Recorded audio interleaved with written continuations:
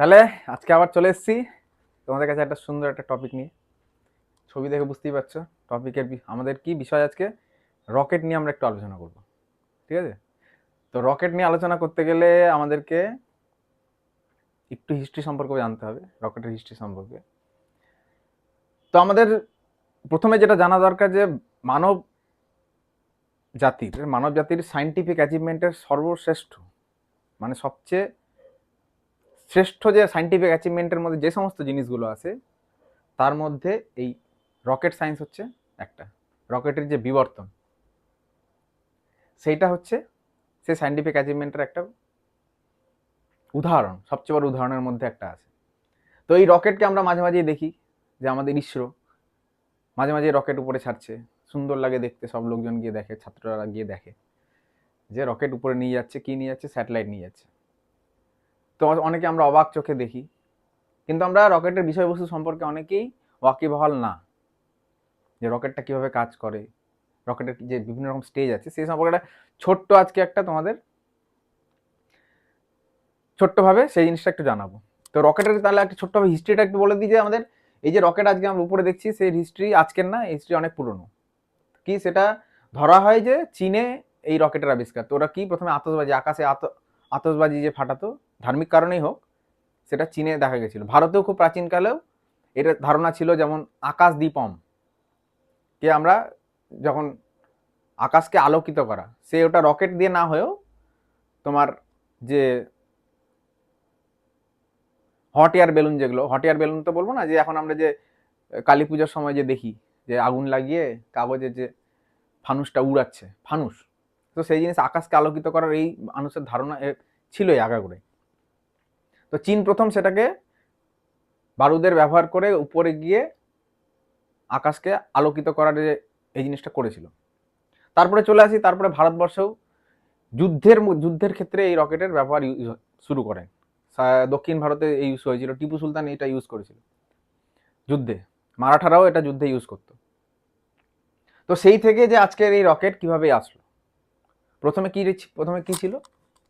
প্রথমে এক stage rocket, প্রথমে তো বারুদ দিয়ে উপরে গিয়ে ফাটিয়ে যেত, এক স্টেজ রকেট। তারপরে আমাদের কি সাউন্ডিং রকেট এসেছিল। তারপরে কি আসলো?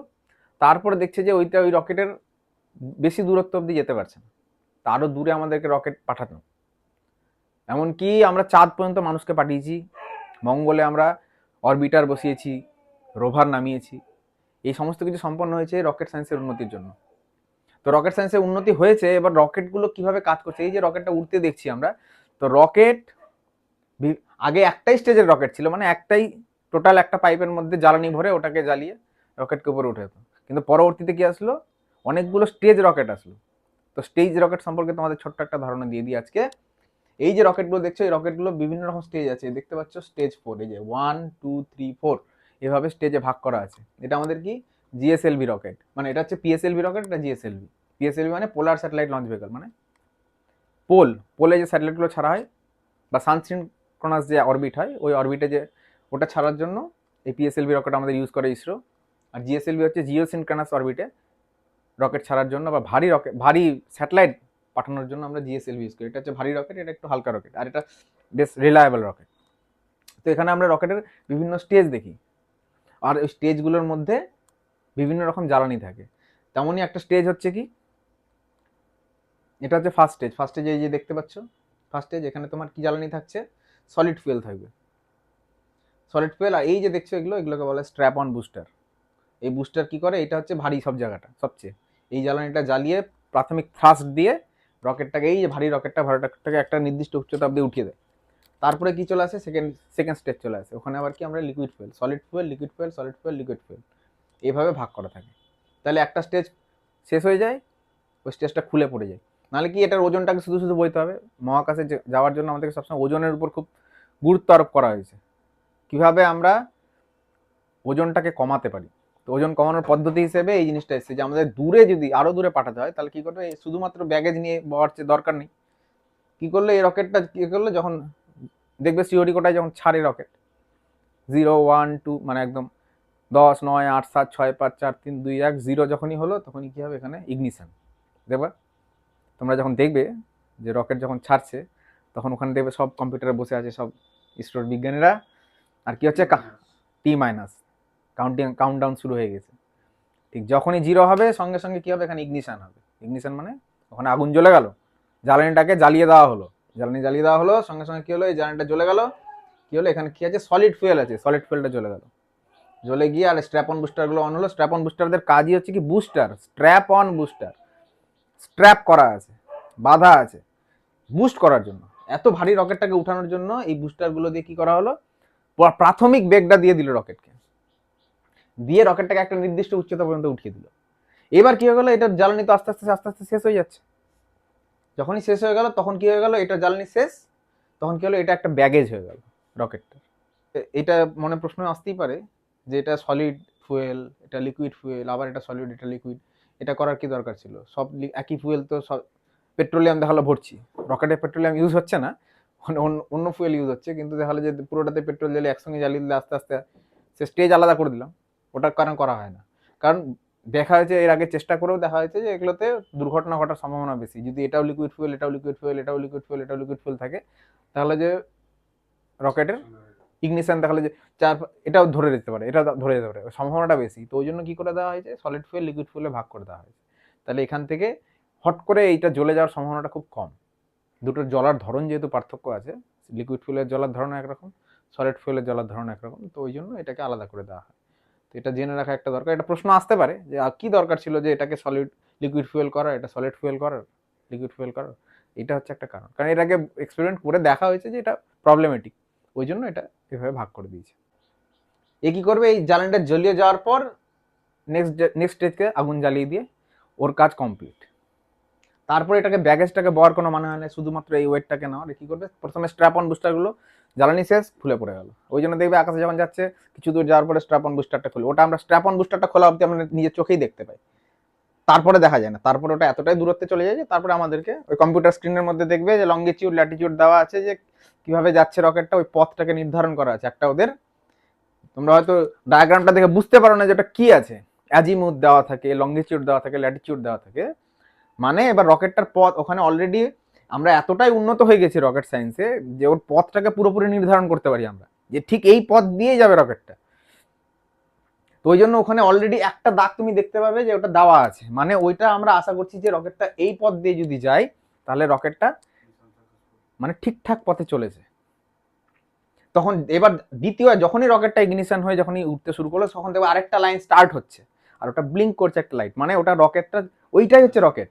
রকেটটা কি করছে, এবার দেখা হবে কি, যে আগে থেকে পথটা কল্পনা করা হয়েছিল রকেটটা সেই পথ দিয়ে যাচ্ছে কি যাচ্ছে না।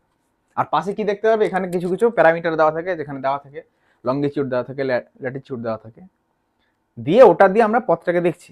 আর কি স্পিড দেওয়া থাকে, কত মিটার পার সেকেন্ড, কত মিটার যাচ্ছে পার সেকেন্ডে। আর রকেটের জ্বালানির পরে তো রকেটের প্রচুর স্পিড হয়ে যায়।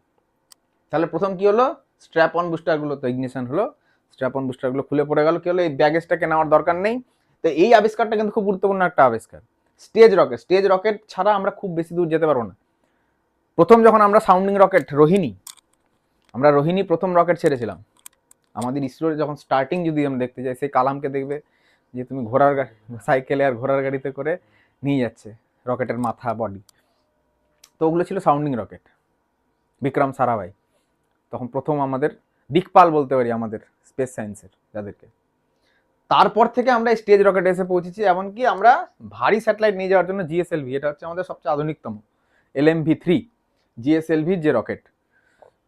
তো কি হলো, প্রথমে এই রকেটটা ছাড়লো, ইগনিশন হলো, আর তোমার কি হলো, স্ট্র্যাপ অন বুস্টারগুলো খুলে গেল, ওজনটাকে ফেলে দেওয়া হলো, এই জ্বালানি শেষ, এই জ্বালানি কমপ্লিট হয়ে গেল, এটা খুলে পড়ে গেল। এগুলো কি সব ওরকমভাবে তৈরি করা হয়েছে, খুলে গেল। তারপরে কি হলো, লিকুইড ফুয়েল আবার জ্বলে গেল। এবার লিকুইড ফুয়েল কিছুটা আর একটু দূরত্বে রকেটটাকে পৌঁছে দিল, আবার লিকুইড ফুয়েল শেষ হয়ে গেল, তখন এই পার্টটাও খুলে পড়ে গেল।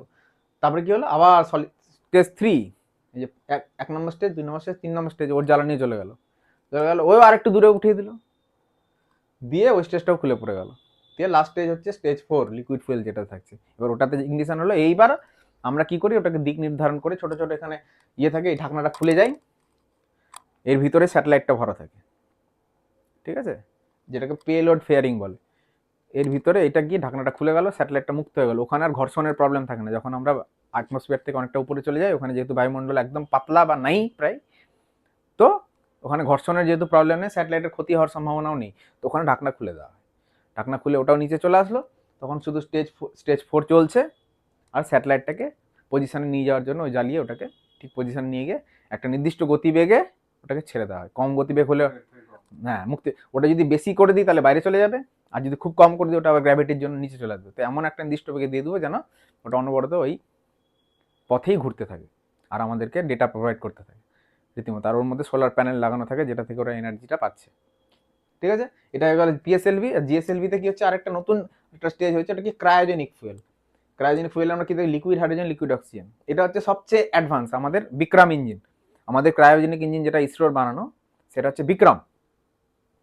তো ওই ক্রায়োজেনিক ইঞ্জিনটা হচ্ছে কি খুব অল্প অল্প ফুয়েল, মানে অনেকটা ডিস্টেন্স কভার করতে পারে।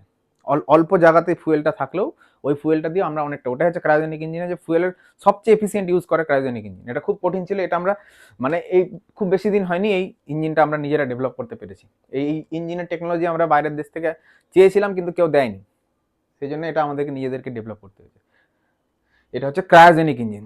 তো এই কী করছে, এও স্যাটেলাইটটাকে এবার আরও দূরে নিয়ে যেতে পারছি।